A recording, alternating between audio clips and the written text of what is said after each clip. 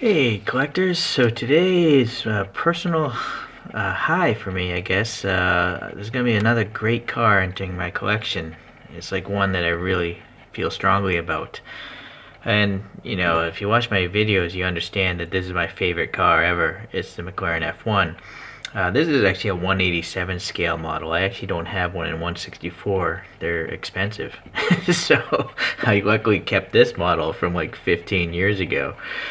Anyways, I'm learning a lot through collecting these vehicles, these models, that is. And so Gordon Murray is the engineer designer of the McLaren F1, and now I consider him to be, the greatest car designer ever, because he designed this road car specifically to be a road car. He didn't design a race car that would be sold as a road car later.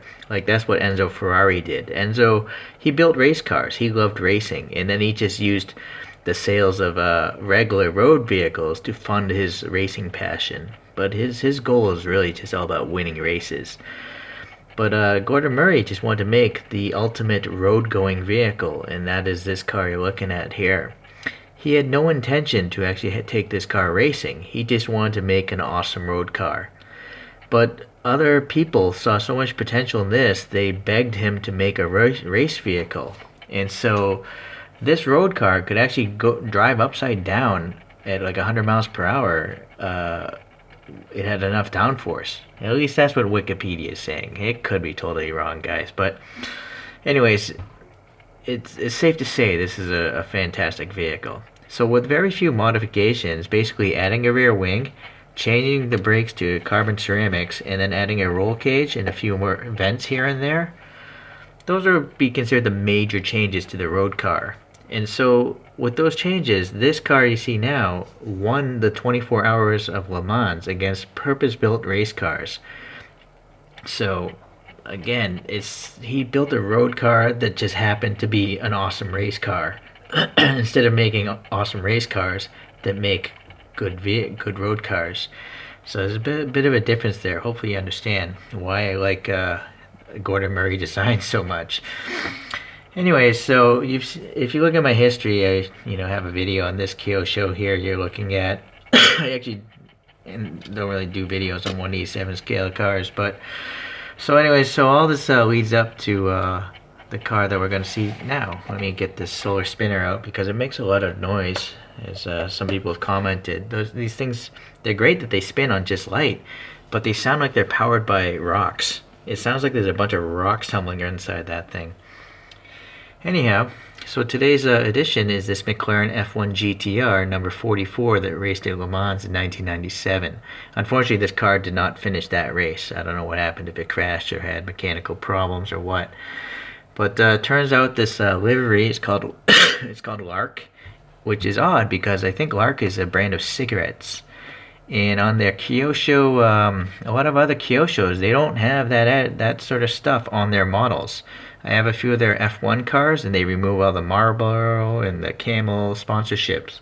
But this one retains it, so this is a special model that apparently Kyosho decided is such a weird graphic that maybe people can't even understand. That's a tobacco company on the door here. Okay, so that first, Kyosho I showed you, just for comparison here, this is good enough to win Le Mans outright. But in 1997, the FIA changed the rules, so basically this couldn't keep up anymore. It was competing against the 911 GT1 and the CLK GTR, which were long-tail kind of vehicles. They had a lot of aerodynamic enhancements. So to compete, 10 of these were made, these long-tails. And so basically the entire exterior is totally different. Maybe the doors might be the same, but you can clearly tell it's just a whole different car. It's totally longer. The wing is absolutely huge. It's got these weird bulbous headlamps and stuff. So anyways, it's a pretty rare vehicle. And so I got this used, it didn't even come with a package. It just came with the stand. Luckily it showed up alright.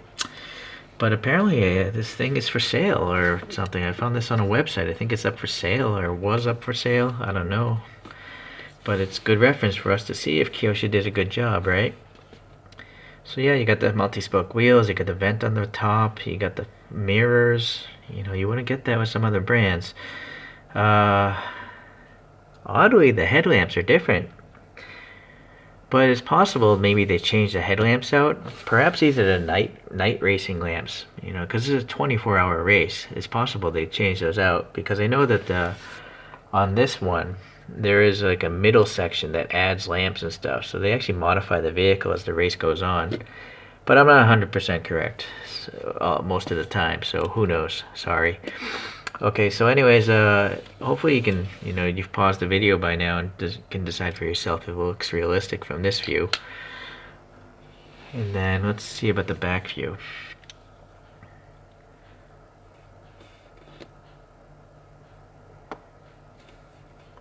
It's not bad. Not bad. You know, the exhaust tips could stick out a little more. I think that would have been good, but if anyone can tell me of a better 1/64 scale car of this McLaren Longtail, I'd love to hear about it. But I'm pretty sure Kyosho's making the best one. Okay, unfortunately, I don't know what collection of Kyoshos this came from. You know, maybe it's a McLaren collection or a British car collection. I don't know. Anyways, well, unfortunately, in the bottom it doesn't say, you know, a year or anything like that. But I'm starting to think maybe because it's not screwed together, it's press fit together, this is probably an older casting, maybe 10 years old or something or more. Okay, so while we're here, it's got racing slicks, staggered tires, and then back to the side here. So Kyosho did a good job, I think. I mean, you got the silver and the red, but they're pretty well broken up. Like, they're not fading into each other so much. Unfortunately, the pink here seems to be chipped, but this is a used model. I don't know if the previous owner dropped this or not, or if it came that way from Kyosho. Okay, going to the top. This is actually a pink. This is not red. It seems to be pink. Interesting. Okay. So, Islark Vehicles, there's a Japanese team called Go Racing, which won, I guess, a Japanese Grand Touring Championship with one of the previous GTRs, but not this livery. It was the same livery as this, but on this body style. And so they were successful at the JGTC, and so they fielded this car in 1997. Okay. So yeah, you got a whole bunch of ribbing here, and what's nice is all these prints are not decals. They're tampo printed, so they're not going to crack and flake off. My fingerprint won't, you know, crack it off, so that's good. You'll see here there's a three-dimensional wiper blade painted black. Black interior. It is at least, you know, essential seating, like the real one. Unfortunately, you can't see much else, but maybe I'll pull out the flashlight. You know, let me do that before I forget. I love this car so much. I want to see everything. All right, so yeah, there's the central seat, the steering wheel, a little shifter there, I think. That would be the shifter on the right. And then it doesn't have the side seats because it's a race car. You know, they strip out the interior, so I guess it's just flat or something. Or what is that thing? Maybe some like additional electronics or telemetry system, perhaps. And that bottle looks like it might be a halon fire extinguisher or something. Is it halon in a race car? I don't know. I'm just making that up. Sorry. Okay. So it's alright, I guess. Details there, just hard to see. Okay, so what about this printing here? Is it centered? It looks... No, it's not centered, unfortunately. See, the silver is this corner? Here it's off. So this thing is shifted to the right, sadly. Okay. So yeah, you got these bulging headlamps. And I don't see like a light bucket behind it. What's weird though is like, if I shift it a certain way, I can see right there in the camera, you can see the line as if that's like the lens of the glass. So I don't know what optical tricks are going on inside this body, but, or possibly, actually I think it's just painted. So this is all clear plastic, but they painted the back black as if it was carbon fiber. Yeah, I guess that's what's going on. Okay. We got some turn indicator, a running light, and a turn indicator printing there. Fortunately, it's not perfect here. Okay, it does say Michelin tire there. Michelin. That vent, that's just a real vent. That thing goes way in there. Right, so that's impressive. Okay, a little black paint. I guess that's on the chin spoiler.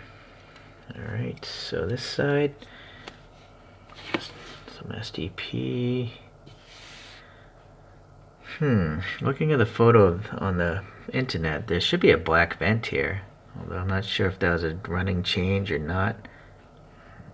Don't know. Okay, so a lot of weird body sculpting here. I did learn that with the Longtail, besides, they also widened the fenders quite a bit because they want to maximize the potential tire width that the FIA allowed. So that's why it's got this bulge beyond the regular side of the door, so it's actually wider. Okay, some vents there. Unfortunately, we're not going to see an engine. It's just an aerodynamic cover, I guess. Maybe these are fuel filler ports. I'm not sure. Okay, so you got the nice lenses, right? Orange, red, so it looks good. And I guess that's, yeah, it says GTR, the McLaren F1, right? Exhaust tips are whipping. May be nice to have some black in there. It looks like it's part of the casting itself, and they just hit the rings with silver. And then again, it looks like a real vent. Or no, it's not. It's just blanked out black. Alright. What about this middle one, though? Nope, that's blanked off as well. I'm just looking at it through the camera screen, so it's hard to say. Oh, there, you can definitely tell there. Okay. The wing struts aren't super wide, and the wing itself is relatively thin. It's actually fairly accurate. Like you can see, it's relatively flat on the top, but on the bottom it's far more convex, just like a real wing. So that's pretty cool. Alright, so now I haven't seen any paint rash. Uh-oh. There we go. Every time I say that, it happens. I gotta stop saying that, I guess. Well, anyways, so there's a tiny bit of bubbling or something right there, or a contaminant, I'm not sure. I thought I was going to have a flawless model. No, but there was also the chip there. So, not really sure if it's a fault of, well, this is probably the fault of the previous owner, but this is definitely the fault of Kyosho. It's either contaminant or paint bubbling. But at least it's not bad. At least it's not everywhere. So, yeah, okay. Anyways, I imagine there aren't many of these up for sale. It's taken me 6 months to add this car to my collection, so they're pretty rare, I guess. I mean, it's a great car. Granted, this one didn't actually win a race. It just competed. So, okay, now let's bring out the Spin Master again.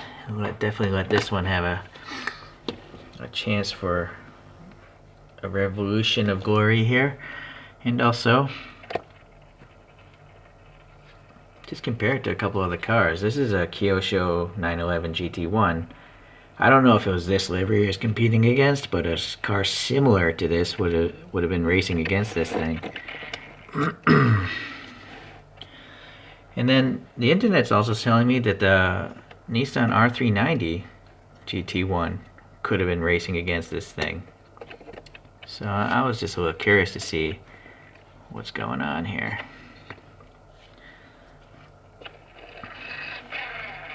So this Nissan is quite a wide vehicle, or the McLaren is quite a narrow vehicle, even though it has the widened fenders. The Porsche is pretty wide in the back. I think you guys will get a better understanding from this view. Alright, that McLaren is definitely a Longtail. It's a long vehicle, but relative to the other ones, it's quite narrow, it seems. The Porsche starts off narrow, but then it ends pretty fat. Okay, so typical. All three of them have, lenses in the back. I suppose if you guys want, I can do a review of this thing. It is pretty nice. Look at the taillights on that thing. It's pretty sweet. Okay, anyways, we're talking about the McLaren F1 today, so. Alright, well, I appreciate you guys watching. I'm really happy about this one. Let's see here. Trying to see if there's anything else I forgot statistically. Oh, these race cars were actually running less power than the road cars. The FIA forced them to run air restrictors.